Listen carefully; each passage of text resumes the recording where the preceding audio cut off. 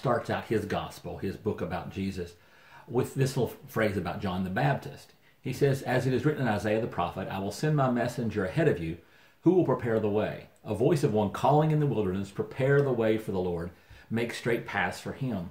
And a question I would have is, why does God need paths prepared for him? Moses didn't need his path prepared. Well, obviously needed paths prepared because the religious people weren't ready for God. They weren't aligned with God. As I wrote this a few years ago. I said, could it be that the religious people had so corrupted what God really wanted, they needed someone to shock them a little, to move them back toward what God intended?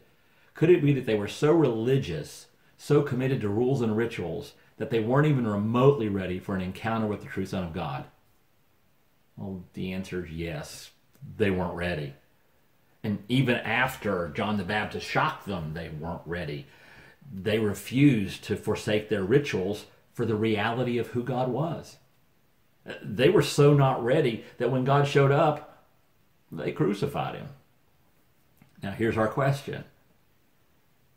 Is it possible you're substituting something else for a relationship with God?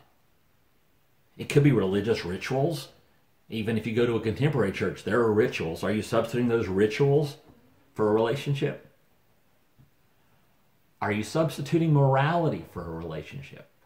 Are you content just living a good life or being a good person instead of having a relationship with God? Are you substituting busyness and activity? Just staying on the move all the time, doing things constantly, with having a relationship with God?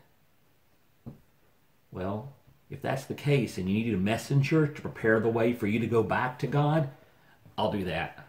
I'll be your messenger. I'll play that role. I'll make that statement.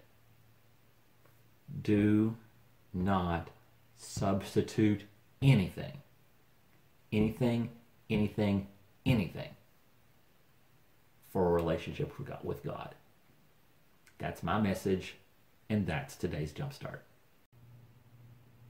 Hey, did today's Jumpstart kind of get under your skin or make you think of something or give you a question? Put it in the comments section. Maybe we can have a good discussion going on about what we're talking about today on the Jumpstart.